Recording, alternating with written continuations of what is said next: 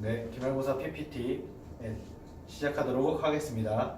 전 제목을 투자인가 투기인가로 설정을 했는데요. 왜 투자인가 투기인가로 설정을 했냐면 흔히 주식 투자라고 하면 위험하다는 인식이 만연해 있습니다.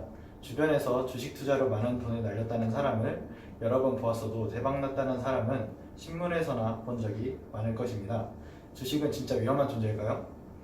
가치 투자를 처음으로 제창한 벤저민 그레이엄은 현명한 투자자라는 책에서 투자라는 행위를 정의하길 철저한 투자 분석, 원금 보존 대책, 적절한 수익률 달성 이 세 가지 중 하나라도 충족시키지 못한다면 그것은 투자가 아니라 투기라고 했습니다. 기미 투자자라는 말이 있습니다. 소위 소액 자본을 가지고 주식에 투자하는 사람을 일컫는 말입니다. 정확히 말하면 소액 자본을 가지고 주식에 투기하는 사람이 기미 투자자입니다. 투자에 대한 지식이 없는 평범한 직장인, 주부 등이 지인에게 추천을 받아서 또는 TV, 신문 등에서 얻은 정보를 토대로 주식을 사는 것은 투자가 아니라 투기입니다. 철저한 분석 과정을 거치지 않았기 때문입니다. 스스로의 분석 없이 남의 조언만을 듣고 흥분해서 주식을 샀다면 주가가 떨어지는 것을 지켜보는 것에 또 한 번 흥분할 것입니다. 저는 이번 투자를 하면서 제 생각은 투기라고 생각했습니다. 왜냐하면 철저한 분석 또한 없었고 원금도 보존하지 않았으며 적절한 수익률을 달성하지도 않았기 때문입니다. 자, 그럼 본격적으로 저의 발표를 시작하도록 하겠습니다. 먼저 목차는 모의 투자의 의의와 성과, 모의 투자, 투자 일지를 통해서 느낀 점, 나의 투자 전략, 앞으로의 공부 방법에 대해서 말씀드리도록 하겠습니다. 먼저 모의 투자의 의의에 대해서 말씀드리도록 하겠습니다. 모의 투자는 실제 자산으로 고위험 투자를 하기에 앞서 수익률을 낼 수 있는 기법이나 방법을 알 수 있습니다. 그리고 전체 경기나 산업별 상태를 가늠할 수 있는 지표로서 사용 가능합니다. 그리고 건전한 주식 투자 혹은 고위험 투자 상품의 위험성을 알 수 있습니다. 마지막으로 투자 상품을 운영하는 기업의 입장에서 인적 자원으로 유리하게 활용할 수 있습니다. 그럼 제가 투자한 투자 기업에 대해서 설명해 드리겠습니다. 저는 삼성생명, 하나생명에 투자했는데요. 삼성생명은 삼성그룹 계열 생명보험사이자 그룹 내 핵심 기업입니다. 국내 보험업계 빅3 삼성생명, 하나생명, 교보생명 중 하나로 수십 년째 독보적인 1위를 지켜오고 있습니다. 두 번째는 하나생명인데요. 하나생명 또한 대한민국의 생명보험사입니다. 한국 생명보험업계의 삼성생명과 마찬가지로 빅3 중 하나인데요. 자산 총계나 매출액 등을 종합하여 삼성생명에 이은 2위를 차지하고 있습니다. 다음은 저희 투자 성과입니다.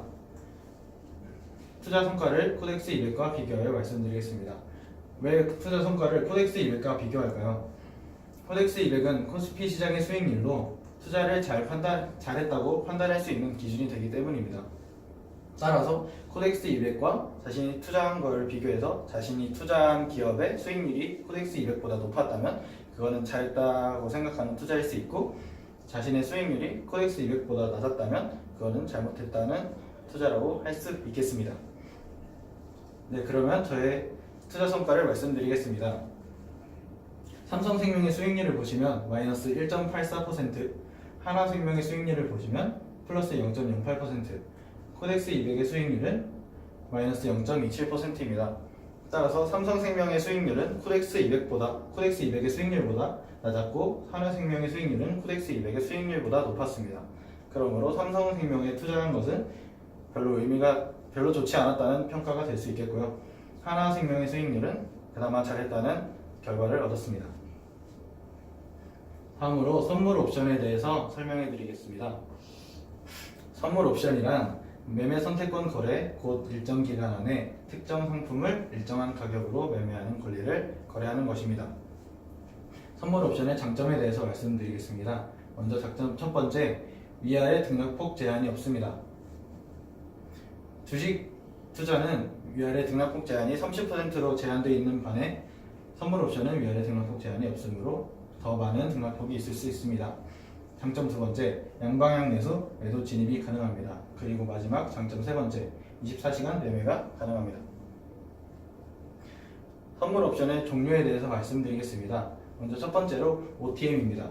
옵션에서 본질적 가치가 마이너스인 경우를 OTM 상태에 있다고 칭합니다. 본질적 가치란 옵션을 행사하였을 때 얻게 되는 이익을 말하며 통화옵션에서 현물 환율과 권리 가격 행사 가격의 차이를 가리킵니다. 다음은 ATM입니다. ATM은 기초 자산의 시장 가격과 콜옵션의 행사 가격이 동일하거나 비슷한 경우를 말합니다. 마지막으로 ITM입니다. 기초 자산의 시장 가격이 콜옵션의 행사 가격보다 높을 때에는 옵션의 매입자가 옵션을 행사할 것으로 기대할 수 있는데, 이처럼 기초 자산의 시장 가격이 콜옵션의 행사 가격보다 높은 것을 말합니다.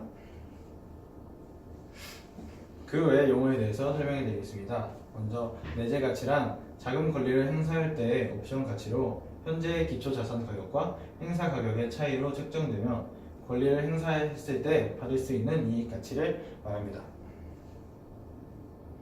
다음으로 시간 가치에 대해서 말씀드리겠습니다. 시간 가치란 만기까지의 기간에서 기초 자산 가격의 변화에 따라 이익을 얻을 수 있는 가능성에 대한 가치를 의미하고, 이는 미래의 주가 변동에 따라 기대되는 프리미엄으로 해석할 수 있습니다. 네, 다음으로 주식과 선물의 차이점에 대해서 말씀드리겠습니다. 먼저 첫 번째로 현물의 경우 반토막이 나게 되더라도 그 해당 종목이 상장 폐지만 되지 않는다면 언제까지나 될 수 있습니다. 그게 바로 선물과 주식의 차이점입니다. 주식은 원하는 데까지 보유가 가능하고 현물은 만기일에 강제 청산되어 없어집니다. 그러나 선물의 경우 현물과는 달리 투자자가 원하는 때까지 보유를 할 수 있는데요. 왜냐하면 만기일날 가서 강제 청산을 하게 되면 그 선물 자체가 아예 없어지게 되기 때문입니다. 따라서 주식과 같은 개념으로 손해가 난 선물 계약을 만기일까지 끌고 가는 것은 아주 위험천만한 일입니다. 그렇지만 실전에서는 손해가 커지게 되면 일정산과 마진콜이라는 제도가 있기 때문에 만기일까지 보유를 할 수도 없습니다. 아무리 투자자가 만기일까지 보유를 하겠다고 하더라도 그 손실을 메꿀 수 있는 비상금이 없다면 선물 중개 회사가 강제적으로 반대 매매를 하게 됩니다. 현물에서도 미수는 최대 3일 결제가 되는데요. 4일째에는 증권회사가 강제적으로 반대 매매를 하게 되는 것과 같습니다. 선물 거래에서는 손절매는 절대절명의 원칙이기 때문에 손실이 일정 부분 이상 확대가 된다면 반드시 중간에 조기 정산을 해야 합니다. 그렇지 않고 고집을 부리다가 버티게 되면 시장의 상황에 따라서는 크나큰 손해를 볼 뿐만 아니라 자칫하면 전 재산을 홀라당 날리고 길거리로 나가게 될 수도 있습니다. 다음으로 수익에서의 차이를 말씀드리겠습니다. 주식의 경우 시장이 하락하게 되면 수익을 내기가 아주 어렵습니다. 그러나 선물의 경우는 방향성을 알아 맞추는 게임이기 때문에 시장이 하락할 때도 그 방향을 잘 맞추게 되면 이득을 취할 수 있습니다. 따라서 수익 측면에서의 주식과 선물의 차이점은 주식은 상승할 때만 이익을 낼 수 있고 선물은 하락할 때도 수익을 낼 수 있습니다. 물론 선물도 상승할 때도 당연히 벌 수 있겠죠. 뿐만 아니라 개인 투자자들은 활용할 수 없지만 기관이나 외국인 투자자 같은 메이저 세력들은 선물과 연계하여 무위험의 차익거래 프로그램 매매도 가능합니다. 다음으로 세 번째 종목수 측면에서 주식과 선물의 차이점에 대해서 말씀드리겠습니다. 주식은 유가증권 플러스 코스닥 시장을 합쳐서 2,000여 개 종목이 있는데요. 선물은 종목 선택을 할 필요가 없습니다. 선물의 경우 종목 선택에 따라서 선물의 경우 종목 선택에 어려움이 없는데요. 유가증권 시장에 상장된 종목과 코스닥에 등록된 종목을 모두 합치게 되면 약 2,000개의 개별 종목이 있습니다. 주식시장은 이처럼 많은 종목 중에서 몇 개를 선별해야 하는 어려움이 있지만 선물시장은 당월물이라는 상품 하나를 가지고 그 방향을 맞추는 것이기 때문에 종목 선택의 필요성이 전무합니다. 마지막으로 미수액의 측면에서 주식과 선물의 차이점에 대해서 말씀드리겠습니다. 주식은 최대 미수액은 3배 정도 되지만 선물은 최대 미수액은 7배 수준입니다. 예를 들어서 미수 상태에서 마이너스 10% 손실이면 실제로는 마이너스 30% 손해를 보게 됩니다. 하지만 선물은 마이너스 10% 손실이면 실제로는 마이너스 70%의 손실을 보게 되는 것입니다.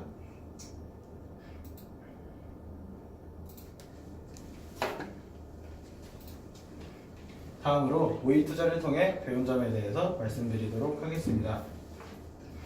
한 문장으로 요약하면 투자의 마인드를 확립할 수 있었습니다.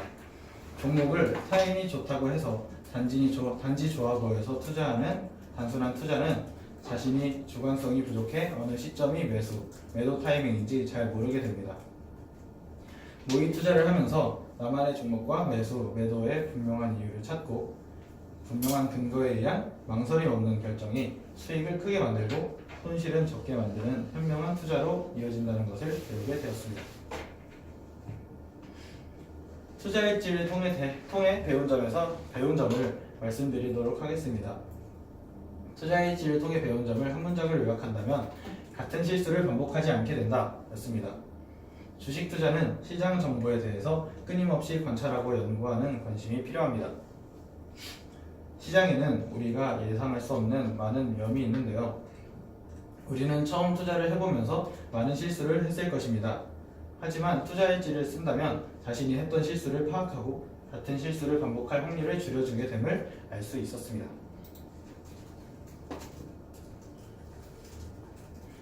다음으로 투자 전략에 대해서 말씀드리도록 하겠습니다. 먼저 투자 전략이란 주식, 사채, 현금, 상품, 부동산 등의 자산의 투자 비율을 설정하는 계획입니다. 이자율, 인플레이션, 경제 성장률, 투자가의 나이, 위험 태도, 이용 가능한 금액, 미래 현금 필요액 등을 고려하여 결정을 하게 됩니다. 다음으로 저의 투자 전략에 대해서 말씀드리도록 하겠습니다. 먼저 가치 투자입니다.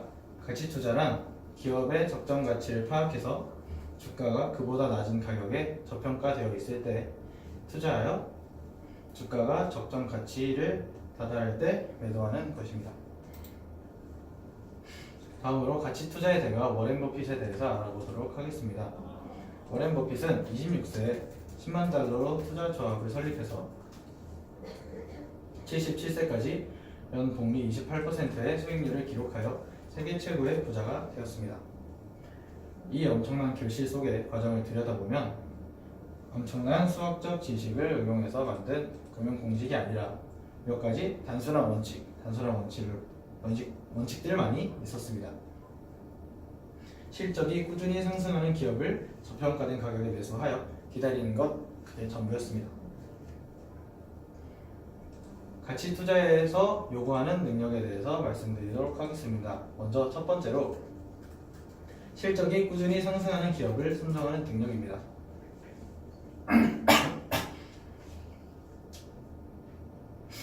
증권사의 애널리스트들이 하는 것이 바로 이 과정인데요. 기업의 과거 실적들, 사업의 전망, 제품의 경쟁력, 경쟁자와의 관계 등을 파악해서 앞으로의 실적이 계속적으로 상승할 것인지 철저히 분석해야 합니다. 다음으로 가치 투자에서 요구하는 능력 두 번째를 설명해 드리도록 하겠습니다. 적정 가치보다 저평가된 기업을 선정하는 능력입니다. 아무리 실적이 꾸준히 상승하는 기업을 선정했다 하더라도 그 기업의 주가가 고평가된 상태라면 주가가 하락할 때까지 기다려야 합니다. 공이 올 때마다 배트를 휘두르지 말고 좋은 공이 올 때까지 기다려야 합니다. 저평가된 주식에 투자하는 것은 원금을 보존하기 위한 최고의 대책이 될 수 있습니다. 마지막으로 가치 투자에서 요구하는 능력 세 번째를 설명해 드리도록 하겠습니다. 주가가 적정 가치를 찾아갈 때까지 기다리는 인내심입니다. 기다리는 기간이 한 달이 될 수도 있고 1년이 될 수도 있고 3년이 될 수도 있습니다. 혹은 10년이 걸릴 수도 있겠죠. 시간이 얼마나 걸리든 기다려야 합니다. 단순히 심리적 불안감에 의해 매도한다면 그것은 투기가 될 수 있습니다. 앞서 말씀드렸던 첫 번째, 두 번째 능력보다 이 세 번째 능력이 가장 지키기 어렵습니다. 하지만 인간의 본능을 역행할 수 있는 게 바로 주식의 본능이라고 생각합니다. 가치 투자에서 요구하는 능력을 정리해서 말씀드리겠습니다. 실적이 꾸준히 상승하는 기업을 선정하는 능력, 이를 통해서 철저한 분석이 필요하다고 할 수 있습니다. 그리고 두 번째로 적정 가치보다 저평가된 기업을 선정하는 능력, 이것은 원금 보존 대책을 하기 위한 능력이라고 말씀드릴 수 있겠습니다. 마지막으로 주가가 적정 가치를 찾아갈 때까지 기다리는 인내심입니다. 이를 통해서 적절한 수익률을 달성할 수 있겠습니다. 다음으로 가치 투자의 방법에 대해서 말씀드리겠습니다. 먼저 첫 번째로 기업의 재무제표를 분석하는 것입니다. 실적이 상승하는지도 알아야 하지만 재무 구조가 안정적인지, 외부 변수로 인한 리스크는 없는지, 경영자가 주주의 입장에 서서 경영하고 있는지 또한 발견해낼 수 있어야 합니다.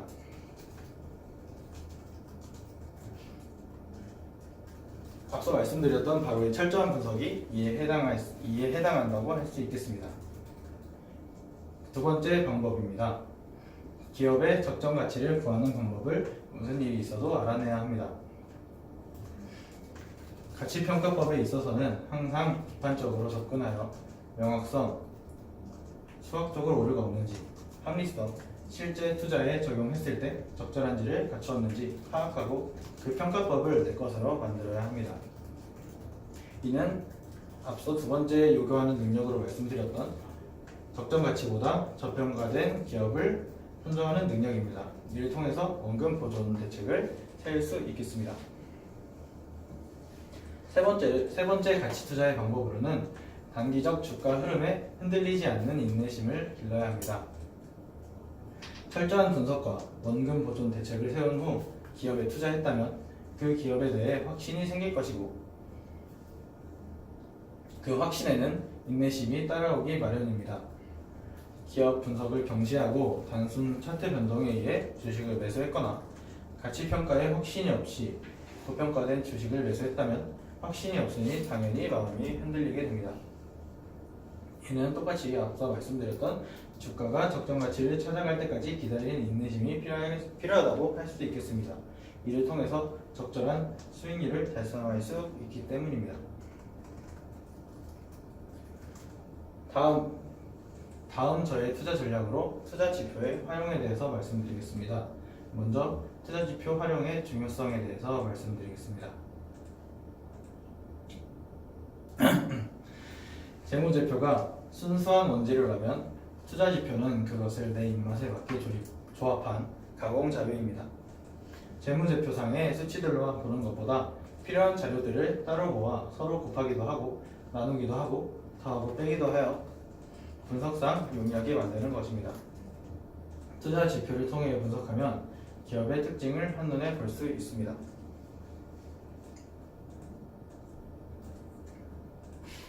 다음으로 투자 지표의 종류에 대해서 말씀드리도록 하겠습니다. 먼저 EPS, 주당 순이익이 있습니다. 다음으로 PER, 주가 수익 비율이 있고요. 세 번째로 PBR, 주가 순 자산 비율입니다. 네 번째, ROA, 총 자산 이익률이 있고요. 마지막으로 다섯 번째, ROE, 자기 자본 이익률이 있습니다. 이는 저희 PHW 과제를 통해 이미 조사한 바가 있지만 글을 까먹었을 수도 있는 학우들을 위해서 다시 한번 설명해 드리도록 하겠습니다. 먼저 EPS입니다. EPS는 주당 순이익을 말하는데요. 당기 순이익을 발행 주식수로 나눈 값을 말합니다. 일정 기간에 기업이 벌어들인 순이익을 주식수로 나누어 1주당 얼마의 순이익을 벌었는가를 나타내는 지표입니다. 따라서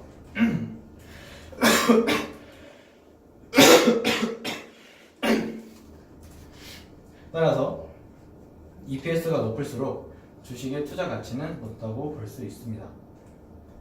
EPS가 높다는 것은 그만큼 경영 실적이 양호하다는 뜻이며 배당 여력도 많으므로 주가에 긍정적인 영향을 미칩니다. 두 번째로 PER, 주가 수익 비율에 대해서 말씀드리도록 하겠습니다. 이는 주가를 주당 순이익으로 나눈 값인데요. 이는 시가총액을 당기 순이익으로 나눈 값이기도 합니다. PER은 주가가 1주당 순이익의 몇 배인가를 나타내는 지표입니다. 일반적으로 주가가 내재 가치에 비해 고평가, 저평가되어 있는가의 판단 기준으로 이용됩니다. 이는 워렌 버핏의 가치 투자의 방법에 많이 활용될 수 있겠습니다. 세 번째로 PBR입니다. PBR은 주가 순 자산 비율인데요. PBR은 주가를 주당 순자산 BPS로 나눈 값입니다. 이는 시가총액을 순자산으로 나눈 값이기도 합니다.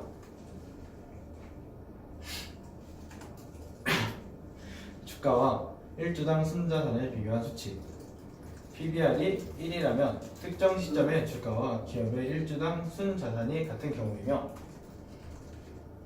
이 수치가 낮을수록 해당 기업의 자산 가치가 증시에서 저평가되어 있음을 표시합니다.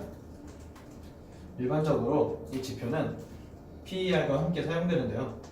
이는 PBR은 그 회사의 스톡 면에서 PBR은 플로우 면에서 보고 있어 두 지표가 서로 보완 관계에 있기 때문입니다. 따라서 PER과 PBR은 가치 사용, 가치 워렌 버핏의 가치 투자에 많이 활용될 수 있겠습니다. 네 번째로 ROA 총 자산 이익률에 대해서 말씀드리도록 하겠습니다. 총 자산 이익률이란 당기 순이익을 자산 총계로 나눈 값인데요. 기업의 총 자산과 비교하여 당기 순이익을 얼마나 올렸는지를 평가하는 지표입니다. 특정 기업이 자산을 얼마나 효율적으로 운용했는가를 표현합니다. 마지막으로 ROE 자기자본이익률에 대해서 말씀드리도록 하겠습니다. 자기자본이익률이란 당기순이익을 자기자본으로 나눈 것에서 곱하기 100을 한 것입니다. 자기자본이란 에버러지를 말하는데요. 에버리지란 기초자본 총계, 기말자본 총계를 말합니다. 기업이 투자된 자기 자본을 사용하여 어느 정도 이익을 올리는가를 나타내는 지표로서 기업의 이익 창출 능력을 표현합니다. 이는 앞서 말씀드렸던 워렌 버핏의 가치 투자 능력에서 그 첫 번째로 말씀드렸던 기업의 분석에 많이 활용할 수 있겠습니다. 마지막으로 투자 전략 공부 방법에 대해서 말씀드리도록 하겠습니다. 먼저 첫 번째로 빕스에 가입하는 것입니다. 빕스란 숭실대학교의 금융학부의 가치투자 소모임입니다. 벤저민 그레이엄이 정립하고 워렌 버핏이 계승하여 완성시킨 가치투자라는 투자 방법을 공부합니다. 이는 제가 앞에서 말씀드렸던 그 가치투자라는 방법에 대해서 여기서 좀 더 자세하게 배울 수 있을 것 같기 때문입니다. 기업의 가치를 제대로 파악해 가치투자를 지향하는 것에 소중함을 깨닫게 해줍니다. 그리고 빕스는 모의 투자대회에 참가하면서 실제 시장과 현실에 대해서 좀 더 깊이 이해할 수 있는 기회를 가지게 됩니다. 1, 2학번 박진환 선배님의 인터뷰를 조금 따와봤습니다. 제가 자산운용사에 발을 디딜 수 있었던 이유는 바로 자소서 때문입니다. 여러 대회 활동과 리서치 대회에서 얻은 수상 경력 덕분이라고 생각합니다. 무엇보다 빕스 활동이 가장 컸죠 라고 말씀을 해주셨습니다. 다음으로 투자 전략 공부 방법 두 번째에 대해서 설명해 드리겠습니다.